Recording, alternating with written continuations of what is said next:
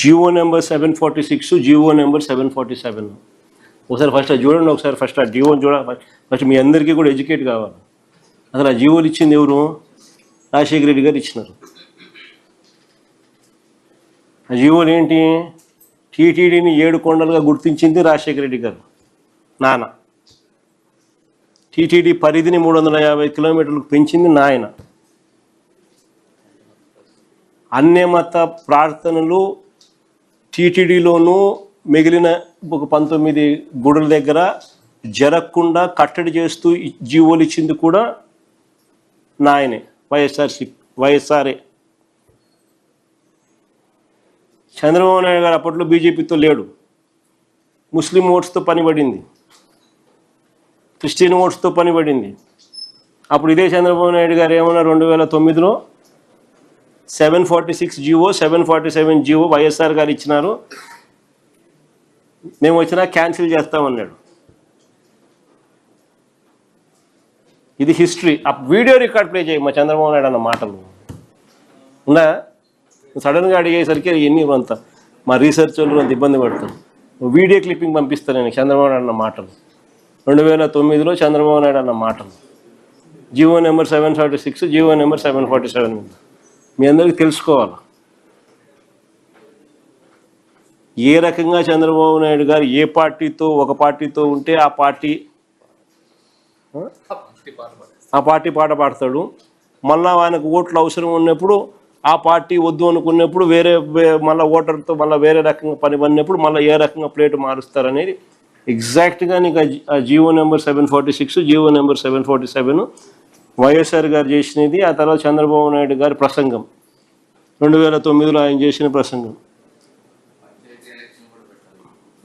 మళ్ళీ ఇప్పుడు చంద్రబాబు నాయుడు ఇప్పుడు ఏమంటున్నాడు, ఇవి కూడా కంపేర్ చేసినామనంటే చంద్రబాబు నాయుడు గారి క్యారెక్టర్ ఏంది, నైజం ఏంది అనేది అర్థమవుతుంది.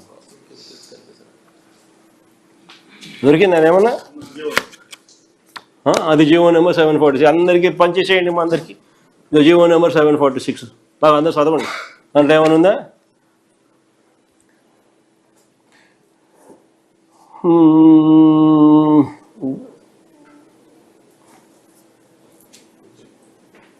సారాంశం లేక బా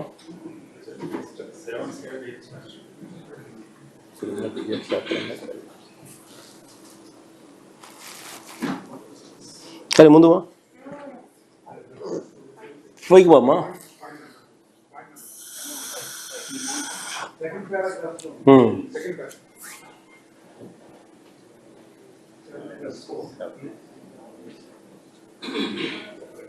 కానీ ముందు ఇంకా ముందు సారాంశం చదివితే సరిపోతుంది. జియోలు ఎప్పుడు కూడా ప్రిల్యూడ్ అంతా రాసి ఉంటారు, సారాంశం చదువుతారు.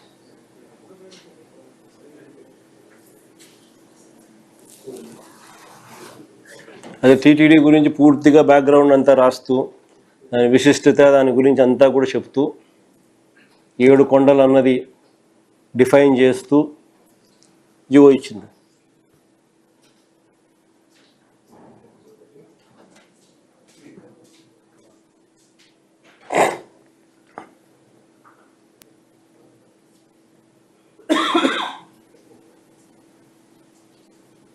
ప్లే చేయండి, చంద్రబాబు నాయుడు మాటలు ప్లే చేస్తే సరిపోతుంది. 10 కంట్రీకి సారాంశం అయితే ఈ జీవోలంతా వాళ్ళు చదువుకుంటారు.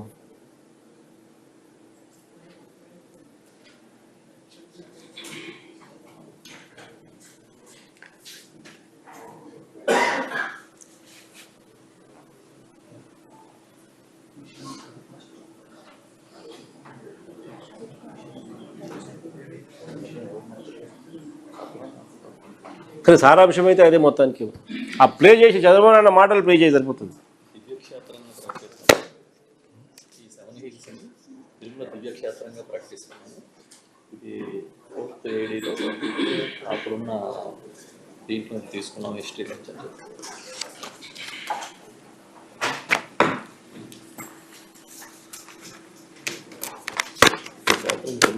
ప్లే చేయగలుగుతానో చేయలేవా?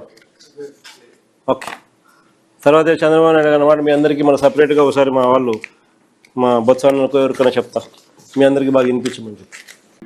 రాజశేఖర రెడ్డి గారు ఉన్నప్పుడే ప్రారంభమైంది. రాజశేఖర రెడ్డి గారు ఉన్నప్పుడు అధ్యక్ష ఇది 7 కొండలు కాదు 2 కొండలని ఉత్తర్వులు ఇచ్చాడు. ఆ ఉత్తర్వు కూడా 338 జీవో ఇచ్చారు. ఆ జీవో ఇచ్చినప్పుడు మేమందరం కూడా గట్టిగా ఫైట్ చేశాం, అసెంబ్లీలో ఫైట్ చేశాం. కడాన్ని నేను మొక్కున్నాను, మళ్ళీ ఇది సాధించి మీ మొక్కు తీర్చుకుంటాను, నడిచి వస్తానని చెప్పి వెంకటేశ్వర స్వామి మొక్కుని ఫైట్ చేస్తే 2 సంవత్సరాల దిశ 16/2/2005 జీవో ఇష్యూ చేసింది. ఎవరు ఇష్యూ చేశారు అధ్యక్ష? శామ్యూల్ అధ్యక్ష ఆ రోజు ప్రిన్సిపల్ సెక్రటరీ పంచాయతీరాజ్. నేను ఎందుకు మళ్ళా ఈ మాట మాట్లాడుతున్నానంటే ఒక్కొక్కసారి డెలిబరేట్గా ఏ విధంగా చేస్తారనేది ఎగ్జాంపుల్ ఇది. శామ్యూల్ ఈజ్ ఎ క్రిస్టియన్, తప్పులేదు. కానీ బ్రిటిష్ వాళ్ళు కూడా తలపెట్టరటువంటి ఆలోచనకు నాంది పలికిన వ్యక్తులు వీళ్ళు. వాళ్ళ కమిట్మెంట్ ఉండొచ్చు, కానీ ఎప్పుడు కూడా మనం అందరం మాట్లాడితే దిశ 7 కొండలవాడ వెంకటరమణ గోవిందా గోవిందా, ఇది స్లోగన్. 7 కొండలు ఆయన విన్నది మనందరి యొక్క మనోగతమే కాదు, అందరం కూడా అదే స్లోగన్ కింద వెళ్ళాం. అలాంటిది 2 కొండలు అని చెప్పి ఇచ్చి 2 ఏళ్ళు దేశం అంతా ఆందోళన జరిగితే మళ్ళా రివైజ్ చేసి ఇచ్చారు. ఇప్పుడు ఆ పార్టీ మాట్లాడుతున్నారు, వాళ్ళు రివైజ్ చేసి దివ్యక్షేత్రం చేస్తే నేను అపోజ్ చేశానంట. కలలో కూడా చేయలేను అధ్యక్ష, ఇమాజిన్ చేయలేను. ఆ విషయం గుర్తుపెట్టుకోవాలి. నేను ఇదే అసెంబ్లీలో చెప్పా. మీరు అనుకుంటున్నారు వెంకటేశ్వర స్వామి శక్తి లేదని. ఎవరైనా ఆయనకు అపచారం తలపెడితే నెక్స్ట్ జన్మ కాదు, ఈ జన్మలోనే మీరు పనిష్మెంట్ తీసుకుంటారనేది నా ప్రగాఢ విశ్వాసం. అది జరుగుతుందని చెప్పి కూడా నేను మీకు తెలియజేస్తాను. అలాంటి పవర్ఫుల్ డైటీ అధ్యక్ష. కలియుగ వెంకటేశ్వర స్వామి, కలియుగ దేవుడు, అలాంటి దేవుడికి అపచారం చేయడం కరెక్ట్ కాదని చెప్పి కూడా నేను మీకు తెలియజేస్తున్నా. తర్వాత నెక్స్ట్ అధ్యక్ష, ఇది ఒకసారి చూస్తే అధ్యక్ష ఇక్కడ ఇప్పుడు వేస్తున్నారు. వైఎస్ఆర్ గారు ఇచ్చిన జీవో 747 ఏం చెప్తుందో తెలుసా? కొండపై ఆ నిబంధనలు ఎందుకు, ఈ జీవోను రద్దు చేస్తానంటూ 2009లో చంద్రబాబు హామీ. తప్పు చేసింది వాళ్ళే, మనం పోరాడితే మొత్తం సమాజం తిరుగుబాటు చేస్తే భయపడి చేసింది వీళ్ళే. ఇప్పుడు మళ్ళా తప్పుడు ప్రచారం చేసింది వీళ్ళే.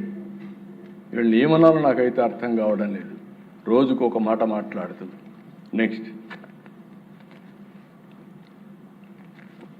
అదే మరి దశ ఉడిపి మఠం ఫ్యాక్ట్ ఫైండింగ్ రిపోర్ట్ ఒకటి ఇమ్మని చెప్పి రాజశేఖర రెడ్డి గారు ముఖ్యమంత్రిగా ఉండగానే ఉడిపి పెజోవర్ మఠానికి చెందిన విశ్వేశ్వర తీర్థ స్వామీజీ తిరుపతిలో జరిగినటువంటి హిందూ మత వ్యతిరేక కార్యకలాపాలపై ఫ్యాక్ట్ ఫైండింగ్ కమిటీ ఏర్పాటు చేశారు అధ్యక్ష. ఆ రోజు జస్టిస్ భిక్షపతి అధ్యక్షులుగా, జస్టిస్ సిద్ధప్ప, మాజీ డీజీపీ టిఎస్ రావు, శ్రీమతి గీర్వాణి, పద్మావతి యూనివర్సిటీ మాజీ వీసీ డాక్టర్ ఆర్ శ్రీహరి, వీళ్ళందరితో కలిసి ఒక కమిటీ వేశారు అధ్యక్ష. ఆ రోజు ఫ్యాక్ట్ ఫైండింగ్ కమిటీ వేసి వాళ్ళు ఒక రిపోర్ట్ ఇచ్చే పరిస్థితికి వచ్చారు. ఆ రిపోర్ట్ ఇచ్చి తిరుమల కొండపై అన్యమత ప్రచారం జరుగుతూ ఉంది, దీన్ని ఆపాలి. తిరుమల తిరుపతి విద్యా సంస్థల్లో అన్యమత ప్రచారం జరుగుతూ ఉంది, ఆపాలి. టీటీడీలో ఉన్న అన్యమత ఉద్యోగులు తొలగించాలి.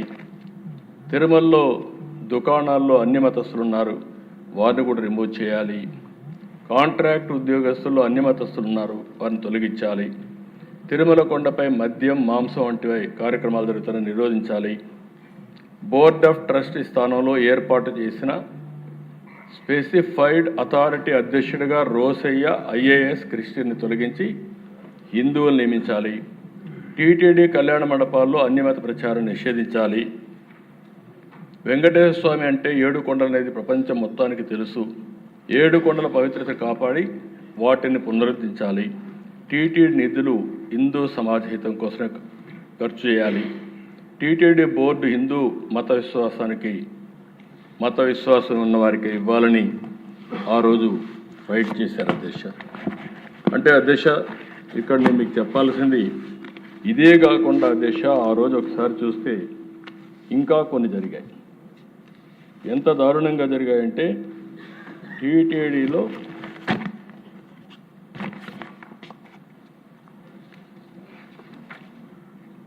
సాక్షాత్తు